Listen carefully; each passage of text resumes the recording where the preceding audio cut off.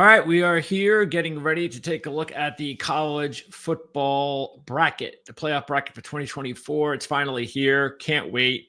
2 more weeks. Still got a little less than 2 weeks to go before we get actual 12-team playoff games happening. Can't believe it's finally here. So let's take a look at the brackets. It just came out a little while ago. I'm seeing it for the first time, and everybody kind of knows it's pretty much going to be down to SMU, Alabama. I sure hope we get a little bit more than that, but I think the other thing that's also very important that we're going to watch here are seedings. And I think it's also going to be interesting to find out which team, say, gets seeded. Like the last few weeks bracket would have, say, Arizona State as a 12 and a 5. Could have been Ohio State or Penn State. And then the second round game would be the team waiting in the bye at home, Boise State. So I think there'd be a lot of people who would pretty much think that, that's probably a really good spot to be in. Be that 5 seed if the 12 seed is Arizona State, because then you would have Arizona State, Boise State as your first 2 playoff opponents. Not saying that you can't lose those games, but compared to the rest of the bracket, that might be the best path. But now we don't even know if Arizona State would be 12. So how does that work in? Anyway, that's just my opinion on, I think, exactly how the seeding is going to work in. A lot more important to me than the basketball seeding. I know the basketball seeding matters and all that, but when you only have 12 teams, I think it really matters. So let's go ahead and take a look at it. We're going to look at the recorded show here from ESPN, the selection show. So let's make sure. I tell you what, let me come out of that because I got to make sure that. Yep. Okay. You can hear it. Nope. See, you weren't going to be able to hear it. Now you can. Okay. Here we go. The 11th year of a playoff, the first year of a 12-team playoff, the number 1 seed. And I don't think there's a lot of drama. All right. Now we're going to go into this silliness. Yeah, we know Oregon's the number 1 seed. Can we move on, please? And the number 1 seed, the number 2 seed.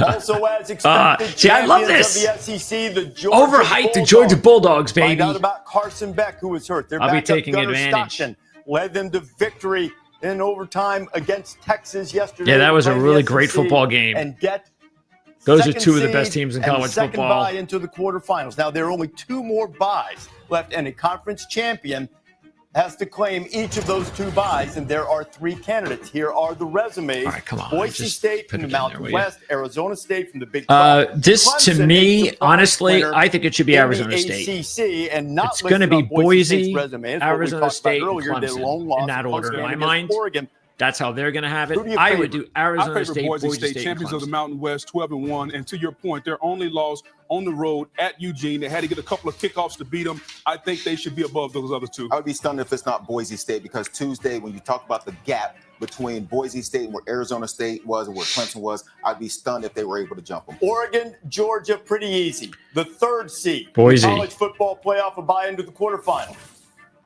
Goes to Boise State. See, now all of a sudden, this changes what we were talking about. Overall, all right, so Boise was the 4 for several weeks. Now they're 3. So who do you want to play? But let's see who's 4th first. He's right around 80, but Spencer Danielson's team, watch party there. Ashton Genty, Heisman Trophy candidate, take home the biggest prize. Now, 1 more bye in the quarterfinals remains. It will go to a conference champion, and we're down to Arizona State or Clemson. Who has the final bye? Good. It's Arizona State. And how about that? Arizona State and Boise State. Who would have thought about that? The beginning of the season. Who's going to get byes in the first ever 12-team playoff? Boise State and Arizona State.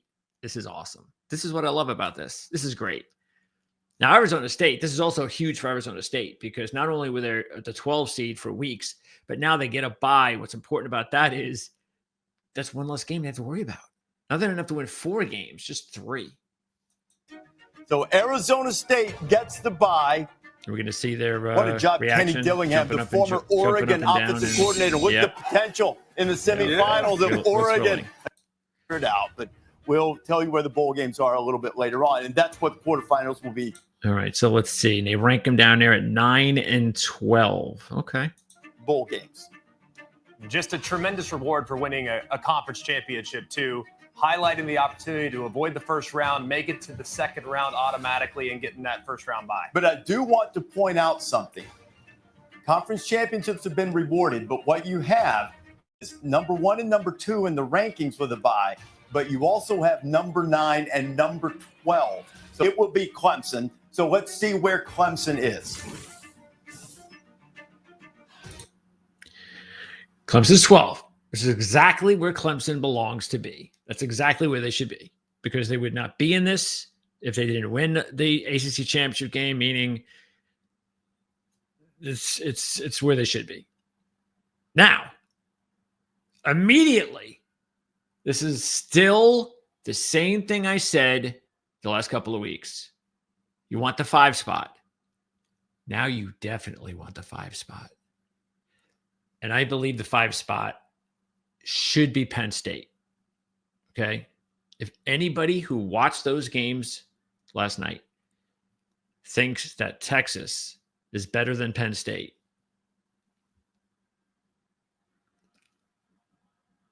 okay? Something is clearly wrong also with Quinn Ewers' arm. Clearly.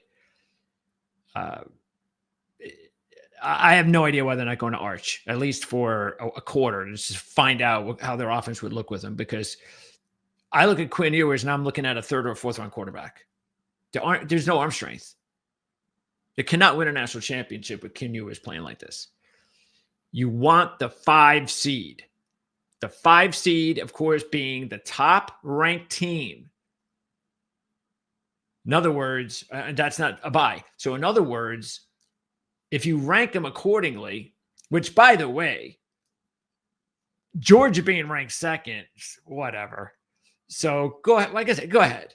So who do you think is the 3rd best team? It's got to be Penn State. It better not be Texas. Okay? It should be Penn State. But if it's Texas or if it's Penn State, either one of those teams in that 5 hole, you're going to be feeling pretty good about their chances of getting all the way to the semis. But there would still be work to be done. I'm going to say this 500 times for the next 2 weeks. Any of these teams can win any of these games. I even think any of these teams can win multiple games.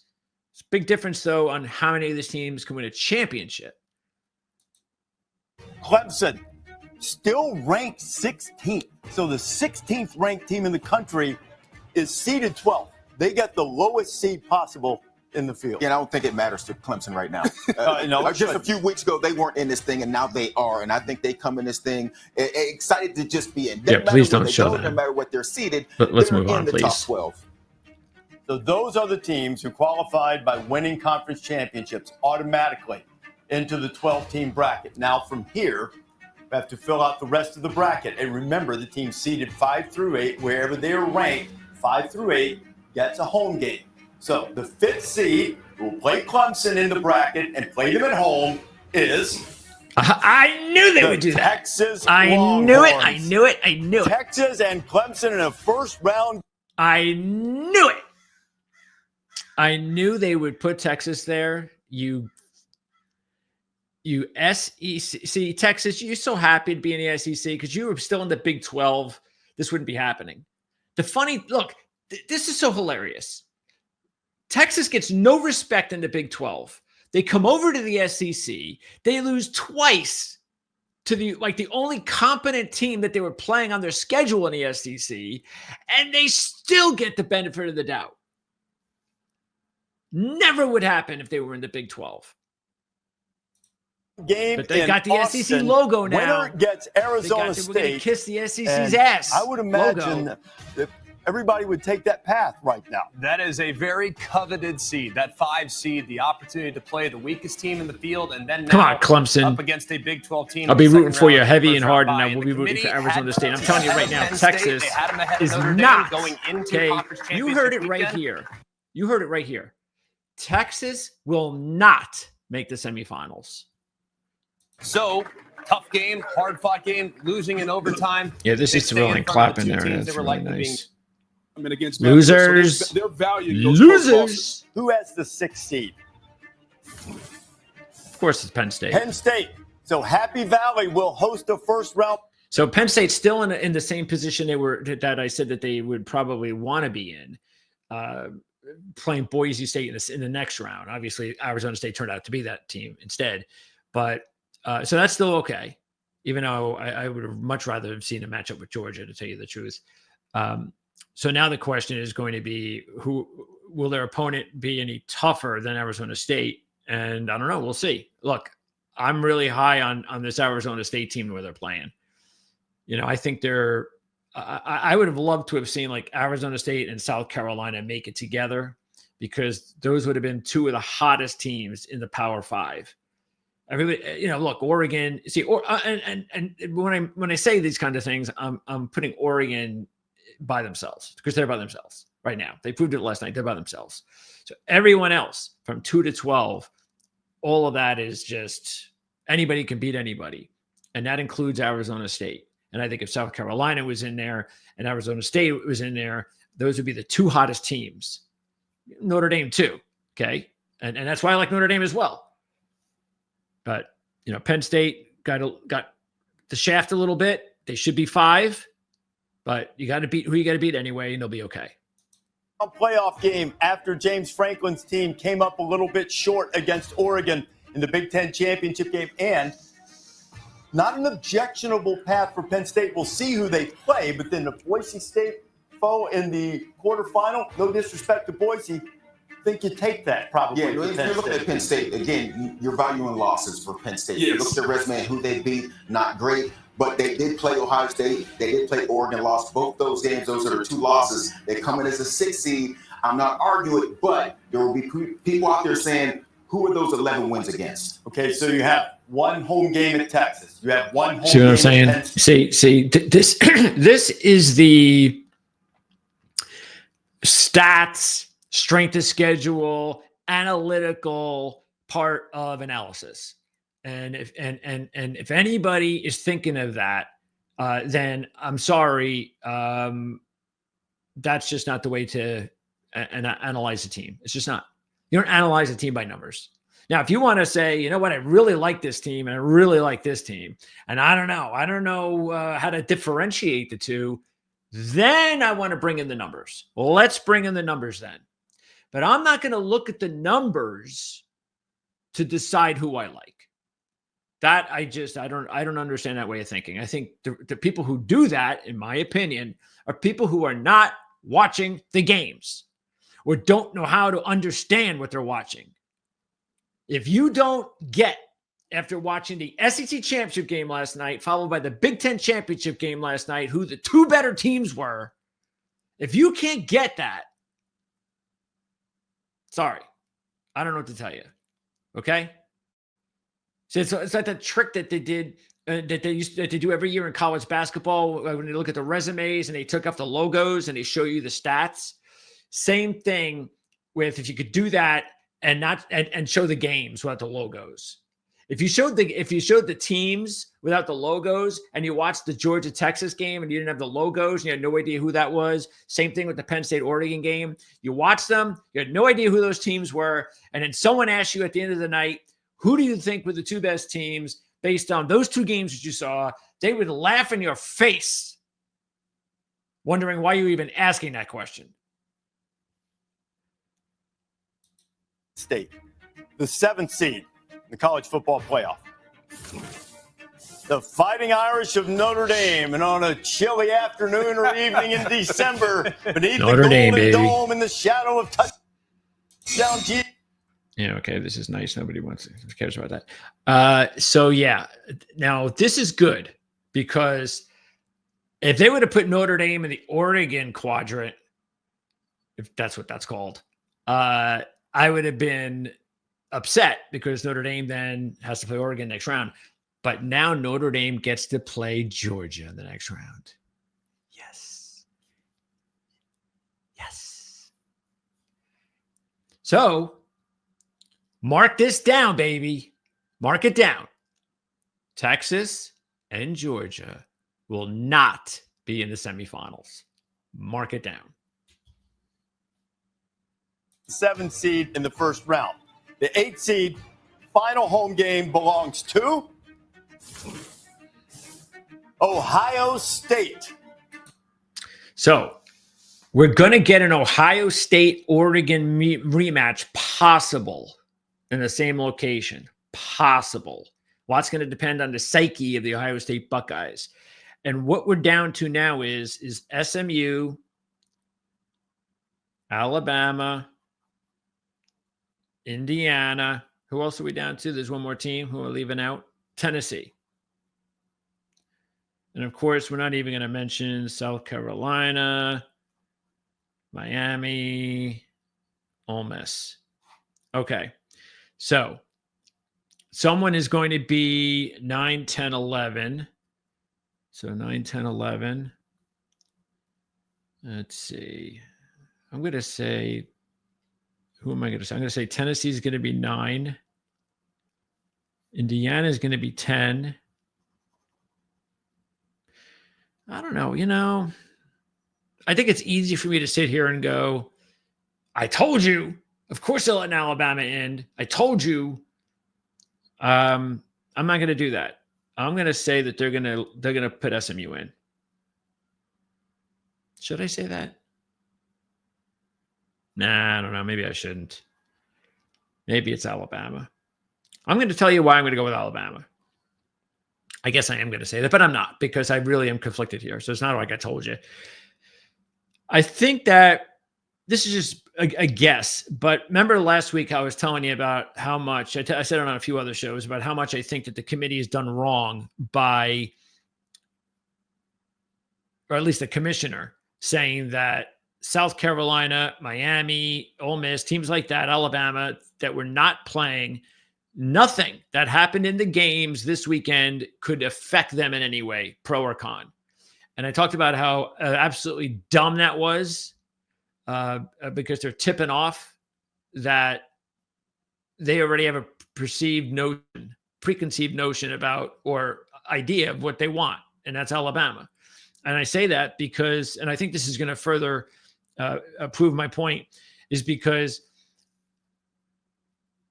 let's say, I believe South Carolina's resume should have gone up this week, today, after Clemson won the championship, because South Carolina just went to Clemson last week and beat them on their home floor. Beat them. They beat the ACC championship team. Anyway, let's go ahead and find out who is going to end up with those last spots. Again, I'm going to go ahead and say Alabama. I'm going to say that they're going to go with the Crimson Tide. And SMU is going to get the shaft. What do I believe? I've said it before, and I think it should be South Carolina. But they're not going to listen to me. So I think they're going to go with Alabama, but I really would not be shocked if they went with SMU. I wouldn't, based on the fact that it was a game that was decided, like Fowler said, on a 56-yard field goal as time expired. It's a tough way to eliminate a team that was already in the bye bracket last week. So they go from the bye bracket to being completely eliminated from a 56-yard field goal. So I'm going to say Alabama, because that's just the way this committee is. But it can go either way. Coming off a disappointment the last time they set foot on the shoe, but the Buckeyes will be at home, and they will have that weather advantage, Kirk, as Ryan Day and the Bucs will try to bounce back from the disappointment against Michigan. And again, based on the seeds, we're going to say it's going to be Ohio State versus Tennessee. Okay. And then we're going to go Notre Dame and Indiana, which I think was an awesome matchup, regional kind of deal. And Alabama against Penn State. Wow. That's the other thing. You think the committee's going to pass on SMU at Penn State instead of Alabama at Penn State in a whiteout? If they do, boy, do they got some balls. I'll give them that. After the way the Ohio State season ended against Michigan, I don't know if it would have been better for Ohio State to go on the road to get away from their home crowd that'll be booing after their third down, not converting, and the punter comes out, booing Ryan Day. They'll have to rally and have a good start to that game, or it could turn sideways with the home crowd, in my opinion. And Ohio State's going to be at home, and if the Buckeyes can get past the opponent, who we'll see shortly, got the opportunity for the rematch. Tennessee. In what was just a great game in the regular season. Come on, man. Big Ten SEC. But Perfect as Kirk matchup. rightly pointed out, the Buckeyes have some things to overcome given the way their season ended. So those are the And also, nobody wants to see Indiana and Penn State, even though they haven't played this year. They're in the Big Ten. Nobody wants to see that. So I just think based on the way and look, the committee is never going to admit it. They're never going to admit that, they don't rig the seating to make it look better for better TV or better matchups. They could say what nobody believes them. Okay. No one. And again, if they're smart, it's Alabama, Penn State. And you got SEC versus Big Ten. And then you get Notre Dame against Indiana, which makes a lot of sense because, again, it's kind of a nice little regional kind of deal there. Teams that will be playing at home. Who has to go on the road and face Ohio State as the 9 seed? The Tennessee Volunteers. And Big Orange really hoping that they were going to get a home game. Instead, they'll travel not too far away and go to Columbus. And the fact that they didn't get a home game, I wouldn't be disappointed seeing the way that Ohio State hasn't stopped the run. We know that Tennessee's going to run the football with Dylan Sampson. So all things being equal, if you're Josh Heupel, you got to feel pretty good about going to Columbus. Yeah, I think if you're Tennessee, you probably like the opportunity, you like the matchup. Every team you play is going to be tough. But the one area that Ohio State has struggled with is along their own offensive line. What is the best part of Tennessee's team? Their defensive front. So I think. All right, and again, in this one, I'm going to go with. This is the one that I'm going to go with Indiana and Notre Dame. Matchup will be fascinating to see if Ohio State's O-line can solidify here before this first-round game. Kirk? Reese, I think it's interesting to look at that next game, right? The winner of that game, we were talking earlier about Texas and Clemson playing Arizona State, that being potentially a coveted position. We talked about that all year, that 5-hole. Look at Tennessee and Ohio State, who they match up with, the winner of that game. That's pretty exciting to look at that game. Potential rematch with Oregon and Ohio State or Tennessee. Guys, you can say all this when the bracket's done. It could be that maybe we talked about the 5 seed being coveted. As I look at the way this bracket's unfolding, maybe it's going to be 6. Maybe it's 6. Okay, 8-9 games.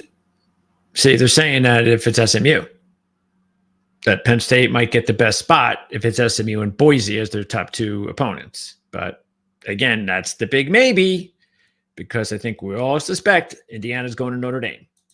Is Ohio State, Tennessee, the 7-10 matchup in South Bend. The Fighting Irish will take on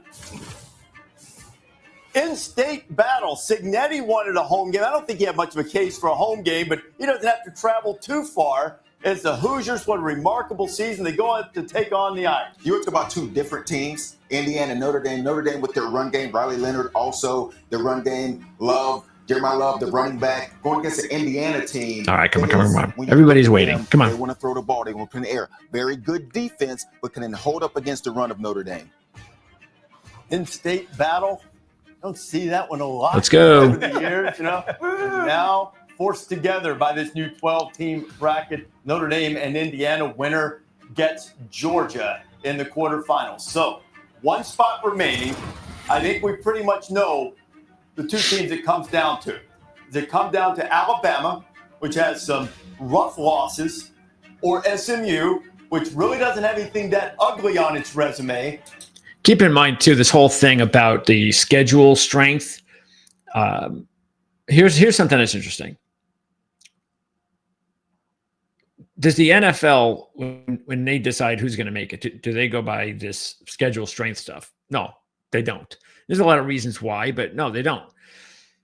How many times do you see teams in the NFL like AFC, NFC, where you go, man, if they were in the AFC, man, I'm the 10th seed in the NFC. If I was in the AFC, I'd be in the playoffs, man.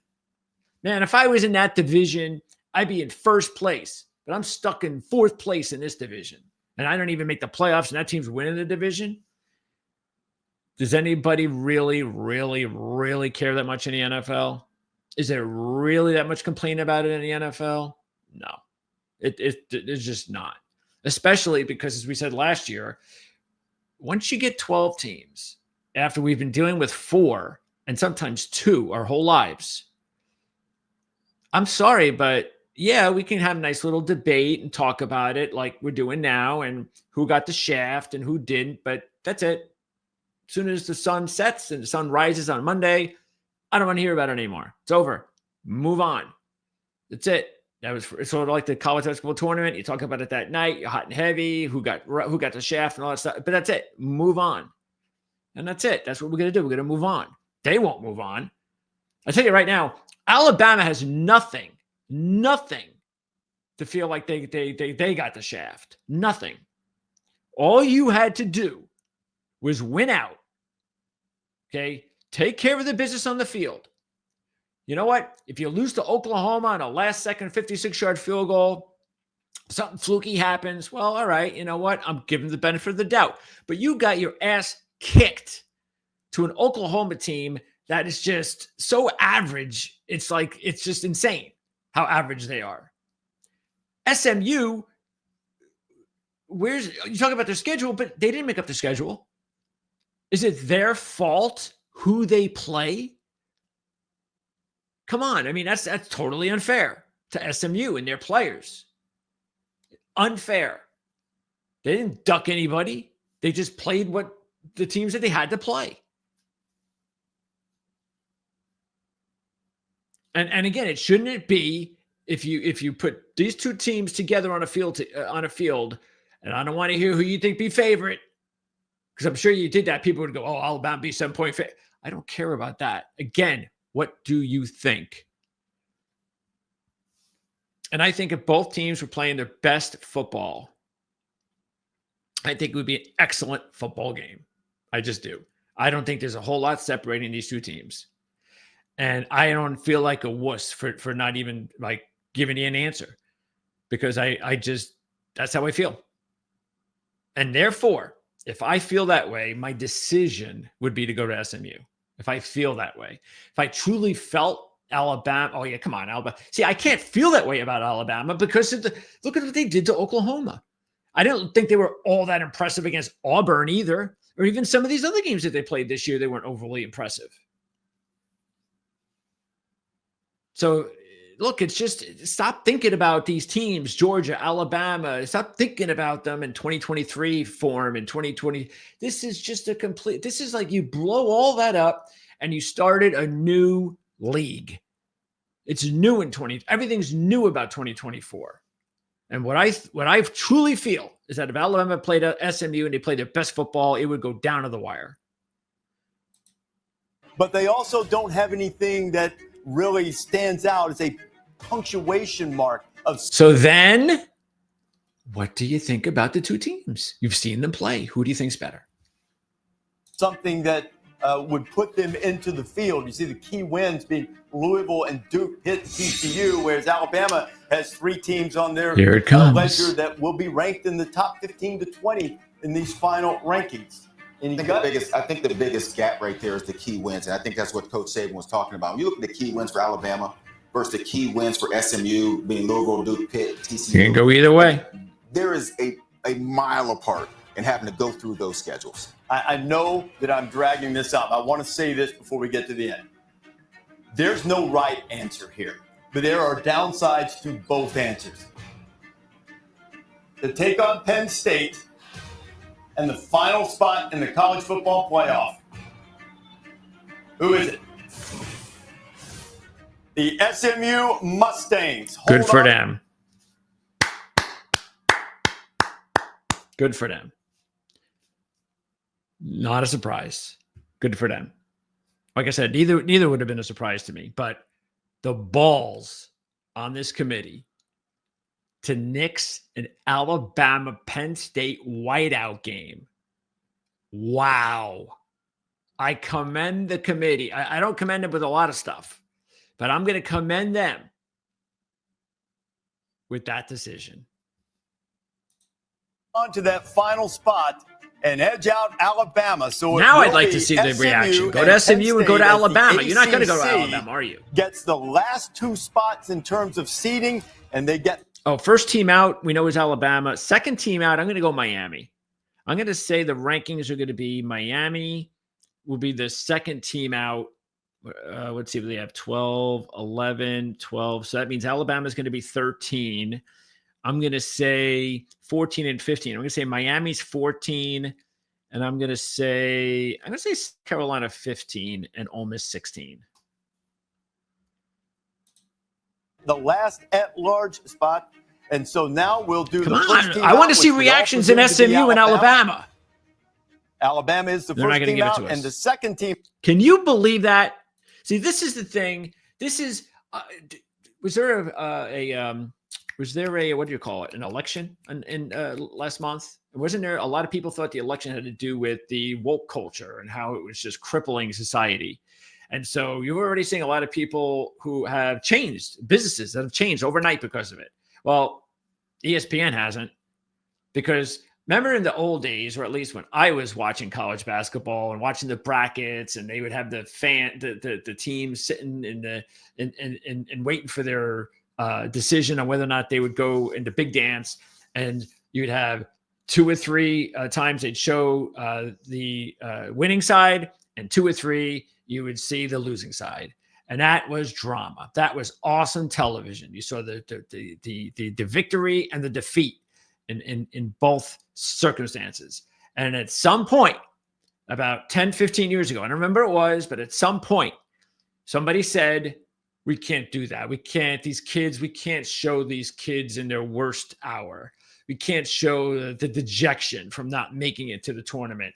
And all they would ever do is show the victorious side. Well, you just saw it now for football too. They showed you. Now, look, they didn't show SMU, but, and look, they just did. I was watching this recorded version here. So it's possible maybe they did show SMU. Maybe they'll show it later. But what should have happened is nobody cares about showing the reaction of the players when they already knew they were going to be in. Okay. Who cares? Really? What we want to see is what they should have shown. You want big time drama while they're sitting there talking, one side of the screen and the other side, Alabama's room, SMU's room, full of kids, release the decision. You watch what the reaction, one of the group, SMU, is going to go crazy. The other group is going to throw their sneakers at the TV. That's what we would have wanted to see. That would have been great drama. But ESPN doesn't really care about that. Because, again, first of all, they're stupid to not have the reaction of the victorious side. If you're going to show victorious celebrations on the show, the one we want to see is SMU. We don't care about the others. I didn't even show that one. Okay? So they probably didn't show it because they felt that they probably have to show the negative reaction. So you can't do that. Even if you had a positive, you'd also have the negative, and we just can't do that to the kids. We just can't. Like if that's going to ruin them or something. Protect the kids. All right, so anyway, so that's what I think. I'm going to go Alabama 13, Miami 14, South Carolina 15, Ole Miss 16. We'll see how that goes. We are going to have a lot of fun breaking down the bracket in college football this week. We're going to do it on a bunch of different programs. Obviously, we'll do that here on the Ourlads football channel. But we're also going to do it on Prime TV. There's a link in the description for that. You can check it out. There's a show that we do on Wednesdays. We have like 5 excellent handicappers, professional handicappers, and we'll do a show on Wednesday and we'll talk about that. We'll have other shows on that channel, Proline TV. So if you want to find out, a lot of it also is going to be on handicapping games and betting and things of that nature. But we'll also do at least a show here or 2 based on that. But look, this is the Ourlads Scouting channel. I'm going to be really busy getting ready to put a lot of real cool videos together on the talent that you're going to be seeing come bowl season. The bowls will be released too here momentarily. So there's going to be a lot of information I want to be able to put together here on the scouting channel, Ourlads, to get you ready for these games, to showcase a lot of these players that have had great seasons. You may not know who they are, and maybe they're only mid to late round draft pick prospects, but still you should know who these kids are. So I'm going to be really working hard on that. But that's, like I said, if you want to take a look at some other content that's available to you, go ahead and go over to Proline TV, the Proline TV YouTube channel. And that one will also show you some pretty cool stuff regarding handicapping and such on the bracket and on the upcoming bowl season. So that's going to wrap it up here. Don't forget to purchase the Ourlads Insider. We have a link in the description for that. The Ourlads Insider is a very awesome subscription that if you're an Ourlads freak like I am, you can't do without it. Not only does it work as an ad blocker, which I spent $25 just for that. If I'm a freak at Ourlads, I mean, if I can get rid of the ads, I'm all for it. But the other thing, of course, it's real important is that you get those notices to let you know whenever there is significant transactions all across the NFL. They're going to let you know exactly what's going on. Transactions that affect with injuries. So-and-so has been demoted to the second string. So-and-so has been picked up on the practice squad. Whatever.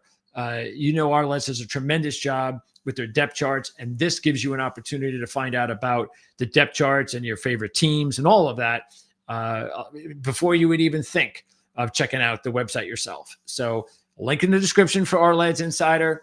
We'll be back the rest of the week. Not only me, but of course we've got our scouts doing tremendous work for not only the 2025 NFL draft, but just in general, letting you know a lot of the key players to keep an eye on in the landscape of pro and college football. So it's a great week to be a sports fan. 2 weeks from now, or whatever, 13 days from now, whenever they kick off these playoffs, it's going to be a tremendous weekend of college and overall sports in this country. It's something we've been waiting for a long time, and we just can't wait. I know I can't. It's going to be a lot of fun, and we'll be here every step of the way.